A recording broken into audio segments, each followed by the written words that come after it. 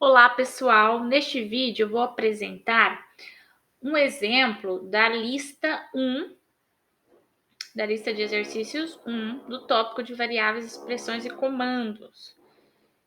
Então, aqui na lista 1,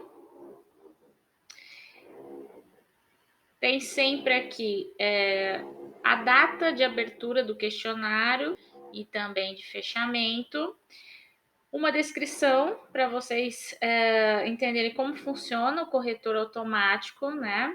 Então, não pode considerar mensagens na entrada e na saída que não forem solicitadas aqui no exercício. Considerar os casos de testes, né? Usando os exemplos, usando a entrada e de acordo com a entrada e o resultado esperado, que vai ser apresentado no exercício. Então, tem que ler com atenção o enunciado, usar a versão 3 do Python ou superior, e tem uma penalidade a partir da quarta submissão, de 1% da nota correspondente à questão. Então, por isso é importante que vocês façam primeiro no ambiente de programação de Python e depois façam os testes finais aqui para comparação, né, com o resultado aqui do corretor online, para enviar as questões, enviar as resoluções da lista 1. Então, aqui, como já está em progresso, vou continuar a última tentativa. Tem aqui 10 questões. Cada questão vale 1 ponto, certo? E a penalidade aqui é de 1% a cada tentativa errada a partir da quarta. Então, podemos usar essa caixa para colocar aqui o código, a proposta de solução para este problema e verificar neste botão. Antes de finalizar a tentativa, tem que fazer isso para todas as questões possíveis, né?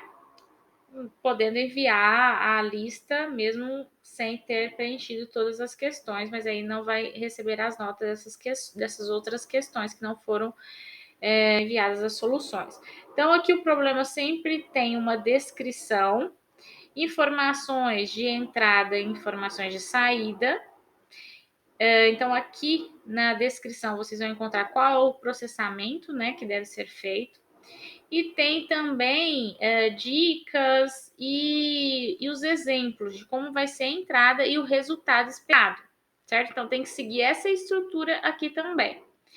Então, aqui temos um problema de média simples. Faça um programa que peça ao usuário para informar 2 números reais. Aí tem que verificar os tipos que estão sendo solicitados aqui também, os tipos de dados. Então, 2 números reais, conforme especificado em entrada. Então, aqui sempre vai ter os detalhes, maiores detalhes sobre a entrada. Depois, calcule a média desses números. Então, esse é um processamento que precisa ser feito, um processamento apenas, e mostre a média na tela, conforme a especificação aqui na saída. Então, nós temos aqui mais detalhes de saída. Então, vamos verificar aqui a entrada. Na entrada, leia 2 números reais do teclado, um por linha. Então, vocês podem sempre olhar aqui, tem 3, no caso aqui tem 3 exemplos, 3 casos de testes.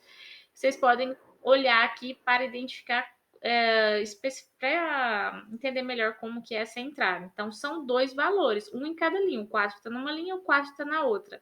O 0 está numa linha, o 1 está na outra. E a saída?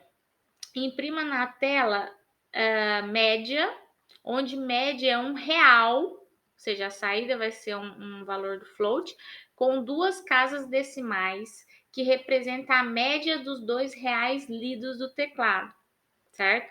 Lembre-se que para ler um número em uma linha, use o input, aquele comando que eu apresentei para vocês anteriormente. Porém, o input, né, lembrando que ele armazena de forma do tipo de, como a variável armazena o valor com o tipo do strings. Então, nós temos que fazer a conversão. No caso, como a gente vai trabalhar com valores reais, do tipo float, a gente tem que converter para float.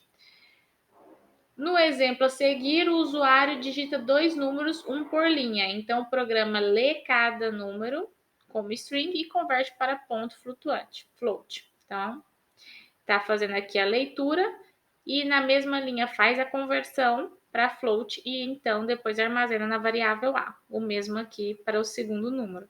O comando print pode ser usado para imprimir na tela o resultado da média. 2 exemplos de como imprimir um valor C com 2 casas decimais.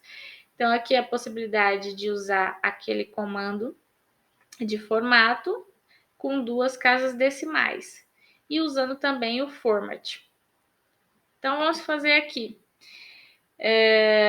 Tá vendo que o resultado aqui, né, conforme a saída, vai ser um float. Que nós vamos calcular como processamento, calcule a média desses dois números. Como tem uma divisão, então o resultado vai ser float e a gente tem que formatar para 2 casas decimais.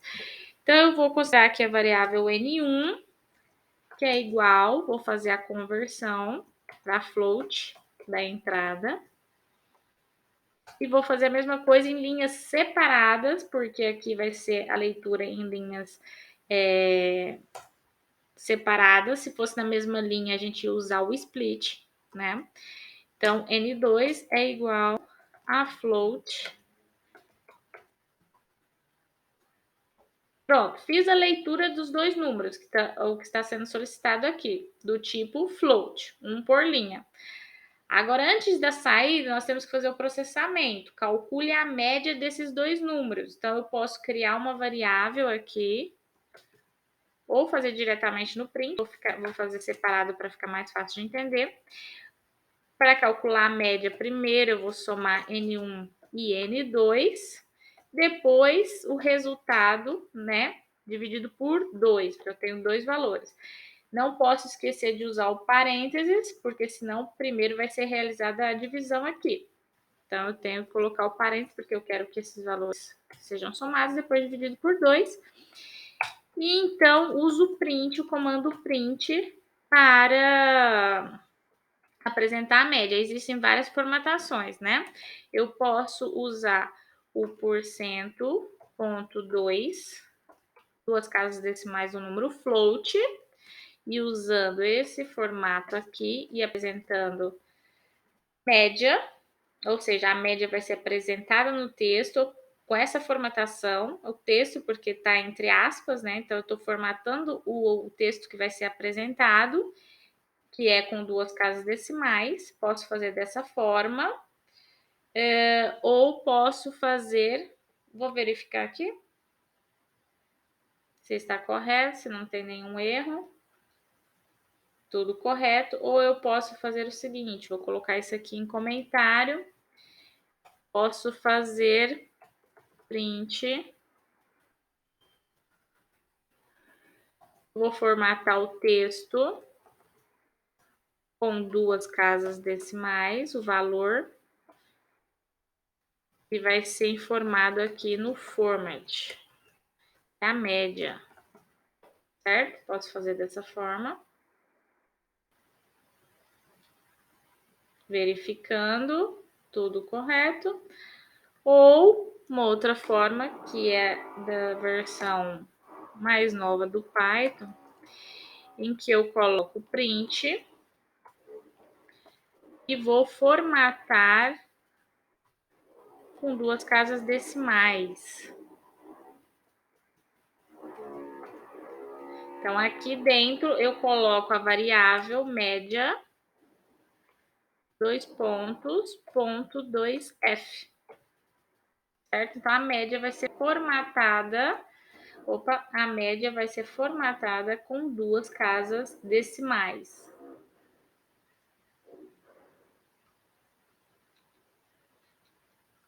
Então, aqui dá para verificar, né, comparar os resultados de acordo com entradas já pré-definidas, as saídas esperadas a partir de cada entrada, e aqui nessa coluna nós temos a saída, de acordo com essa entrada aqui, a saída do seu programa, do programa que você colocou aqui, certo?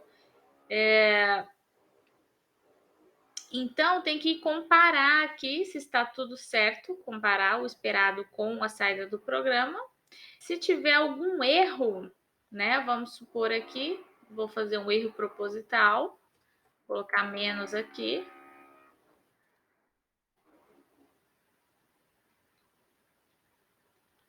Então, aqui eu tenho os erros. No caso desse caso de teste aqui, deu correto, porque é zero, a entrada vai ser zero, então o resultado vai ser zero, a saída esperada vai ser zero. E os outros não está batendo, né? Era para ser 4, o programa retornou zero. Era para ser 0,5, o programa retornou menos 0,5.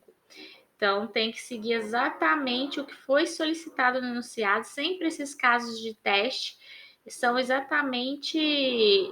representando exatamente o que foi solicitado aqui. Pode ter casos escondidos, mas que são baseados exatamente no que foi solicitado, então tem que ler novamente o enunciado e verificar o que não foi feito ainda no código.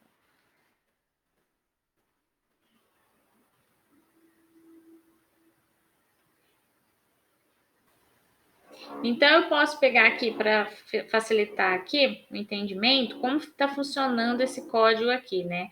A primeira instrução, que é na linha 1 aqui, eu tenho aqui o input. O input vai solicitar um número para o usuário.